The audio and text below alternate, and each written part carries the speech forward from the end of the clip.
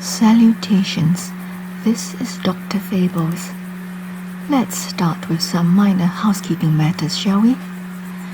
Since I use British English, I ask that you be patient and understanding of anything you hear and see here.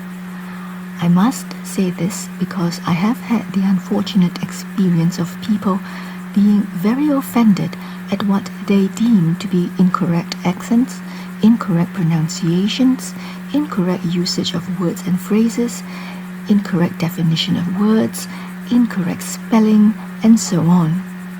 This means many people in the UK, Europe, and the Commonwealth say home straight, not home stretch.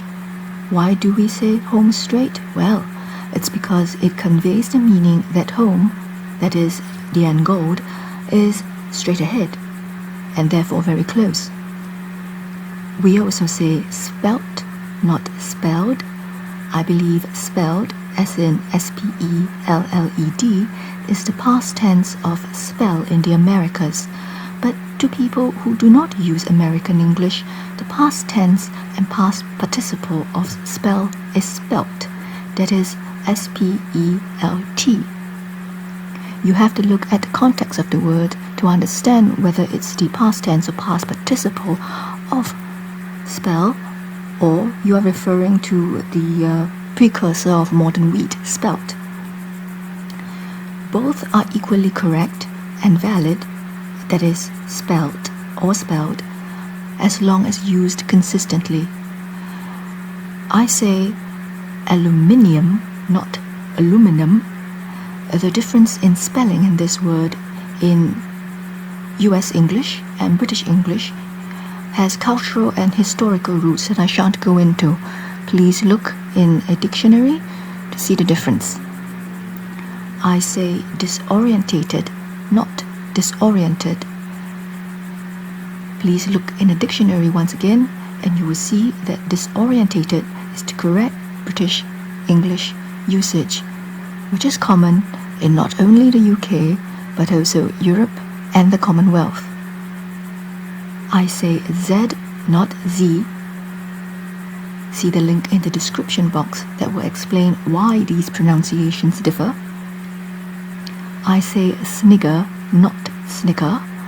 The former is used in the UK, Europe, the Commonwealth, and former British colonies. The latter, snicker, is an Americanism. Non-Americans tend to think of it as referring to the chocolate bar when they hear it. It should be noted that the etymology of the word snigger has nothing to do with any slur. It means to laugh at someone or something in a silly and often unkind way, especially in a half-suppressed manner, where it comes out as something like a rather hideous giggle snort. Further explanations are once again in the description box below. I say lieutenant, not lieutenant.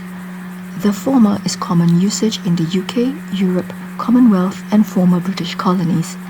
The reason why we pronounce it thus can be traced back to the etymology of the word.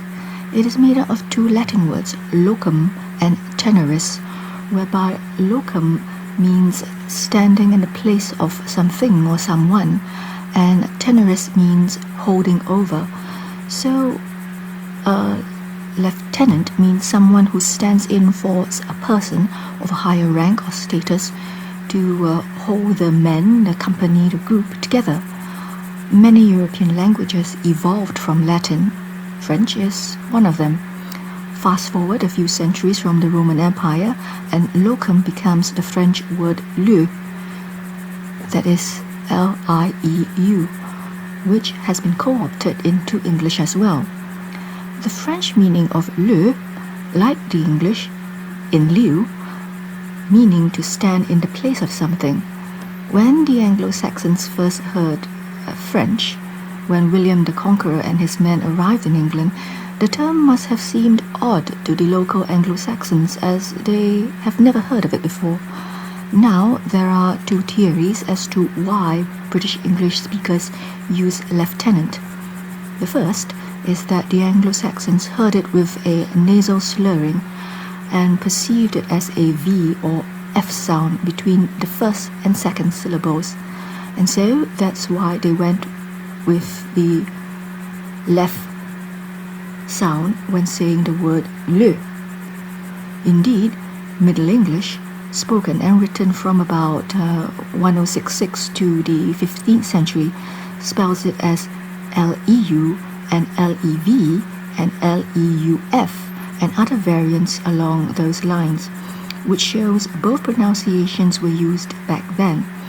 The spelling and pronunciation worn out by the 16th century, and so the lieutenant pronunciation stuck. Note that also during this time there was no such thing as standardized spelling. Theory 2 goes back to Old French, which is the precursor to medieval French. In Old French, the modern-day French and English word lieu or le, that is now spelt L-I-E-U, was spelt as L-E-U-F and pronounced as lif. This is because Old French evolved from Latin, which used the letter V to denote both U and V. You can see this in old Roman documents and whatnot that used V instead of U in words, and thus in Old French they kept that and pronounced the V whenever they saw it. So that's why we have the V sound. That's the second theory. So transliterations of Slavic languages into Roman letters also indicate that they pronounce the word with a V sound.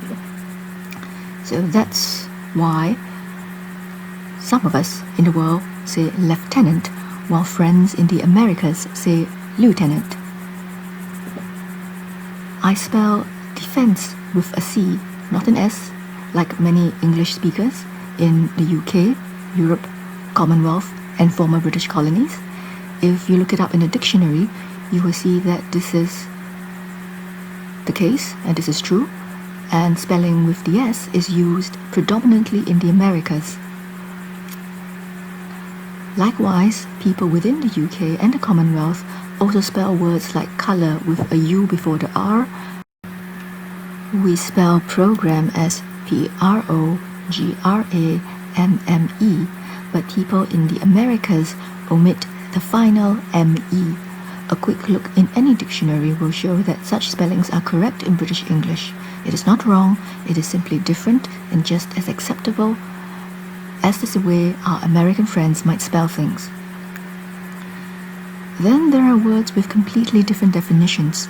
A word that means something innocuous to friends in the Americas can be very rude words to everyone in the world who uses British English. The reverse is also true. A British English word used in the UK, Europe, and the Commonwealth can have very rude or negative connotations in the Americas. The same can also be said of many other languages and their variants. Thus, it is important to do your own research on the etymology of words to discover its roots, understand its historical and cultural context, and why it evolved differently in different parts of the world. These are only some of the linguistic differences you might encounter over here. I am not making this disclaimer for no rhyme or reason. I hope to minimize misunderstandings and unpleasantness.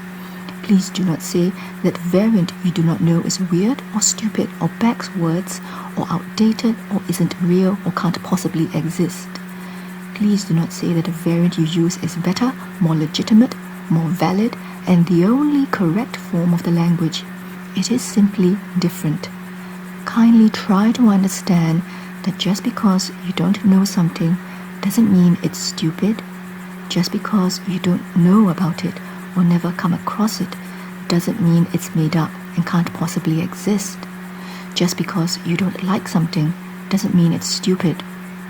I have received such remarks as well as other more personal insults and rude sweeping remarks on the inferiority of any country or person who doesn't use American English or follow their accents or their pronunciations or their spellings, etc., etc.